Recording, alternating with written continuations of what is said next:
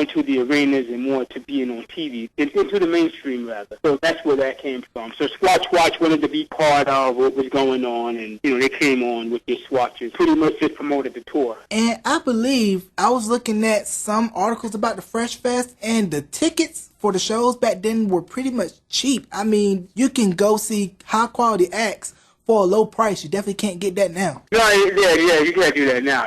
Nowadays it's like, I don't know how much the tickets are. I haven't been to a hip-hop concert in so many years, but I'm pretty sure it's not like it was back in the Fresh Festival days. I mean, we would sell out these arenas with pretty much no kind of emotional work. I mean, we would get into town, like, take the town you're in, North Carolina. We were like, we'd come there today.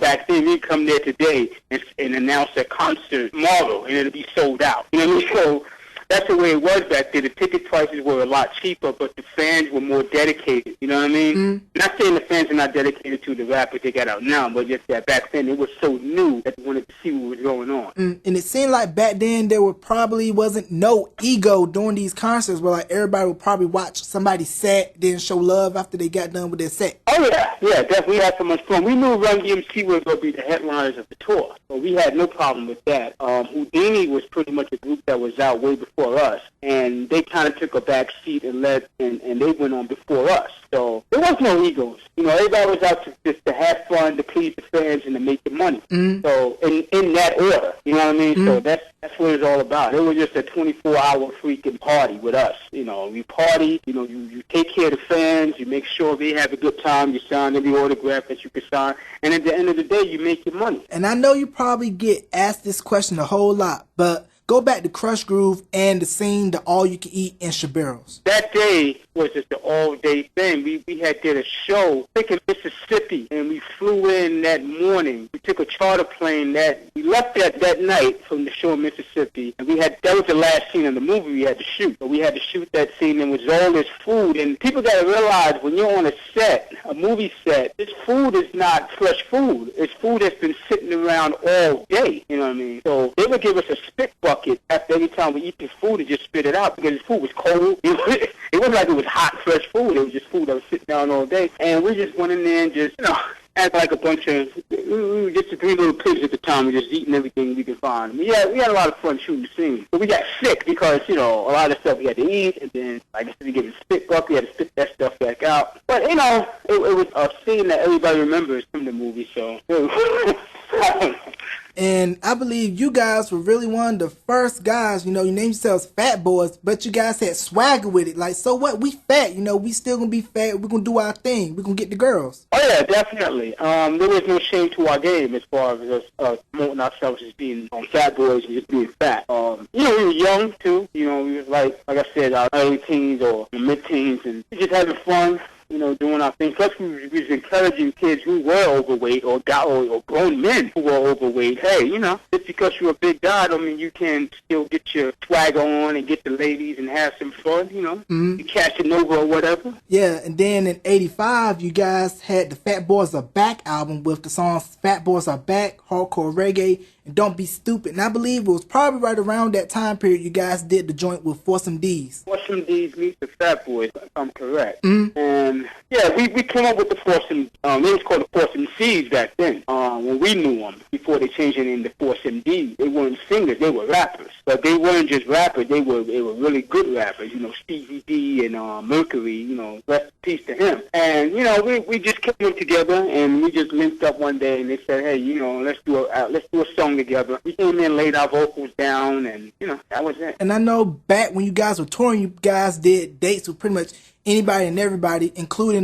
New Edition, correct? Yeah, we did a tour with New Edition in 1985. We was pretty much on a hiatus from the Fresh Fest tour. The Fresh Fest tour wasn't going to start up again till the summer. So, if anybody knows anything about the music industry, most of your money comes from touring. So, you got to stay busy with touring. So they came along and asked us to be on the tour. We said, of course, you're New Edition. So, and the crazy thing about the New Edition tour was that you pretty much put on a first act, an opening act for a main group. The house is pretty much empty. With the success of the New Edition and the Fat Boys tour, the house was packed from beginning to end. You know what I mean? It's like nobody left to take a break. Because we were so popular, it was kind of like putting Prince on in front of Michael Jackson. Who's not going to want to get there, to see Prince? You know what I'm saying? So that's pretty much how the Fat Boys and the New Edition tour was. It was like a 1-2 punch because it was right around that time New Edition was coming off the self-titled album with Kool Now and Telephone Man, and Crush Groove is blowing up, so you had a 1-2 punch. Yeah, I mean, you couldn't get there late. You couldn't just say, well, they're just the Fat Boys, so I want to see New Edition. No, you had people who were there like, yo, I'm not going to miss this for the world kind of thing. So, we were hot at the time. New Edition was hot at the time. So, and that tour, too, was fun. We got to be really good friends with those cats, and, we had a lot of fun on that tour. We didn't do much going out because the hotels at the time we were staying in, it was like maybe 4,000 people out there every hotel we went to, standing outside. So you really couldn't go outside and have no fun. We had fun within one another. We just had wrestling matches, and then we'd do crazy stuff and have like crazy boxing matches and pillow fights, hardcore tennis pillow fights where we just try to kill one another. It was all in good fun. Yeah. Then around 86, you guys had the Big and Beautiful album. Then 87, Crushing with the cover of Wipeout, Falling in Love, Fat Boys Dancing. It was right around that time you guys were doing Disorderlies. Now, how did that come about? The Crushing album, the Wipeout thing was pretty much our manager idea. We didn't know anything about the Beach Boys. We grew up at a time where, our neighborhood was pretty much 98.9% black, and there's a few Spanish people here or there. So we didn't really listen to that kind of music. I mean, you hear of a group called the Beach Boys, you never heard of their music. So our manager brought along the track, and at the time that Miami bass sound was pretty much the hot thing out, you know what I mean? So we incorporated that sound with what they had, and we made a hit. I mean, the single itself went platinum, the album with like close to 3 million copies. So, and with that, the success of Crush Groove, our success in Crush Groove, our scenes in Crush Groove, they gave us a 3-picture movie deal. Warner Brothers did. And the first movie from the 3-picture movie deal was called Disorderly. We went down to California for 3.5 months, and we shot that movie. And, like I said, we had fun doing that as well. That was more work, because in Crush Groove, you had so many other people doing so many other stuff, like Run DMC and Curtis Blow and everybody else was in the movie. This movie relied only on us. So that was a lot of work for us to be in that movie. A lot of people don't know, the movies and videos, the old saying in the industry is, you come to the set and the thing is called hurry up and wait, because you wait around all day just to shoot a 2-minute scene, or maybe a 1-minute scene,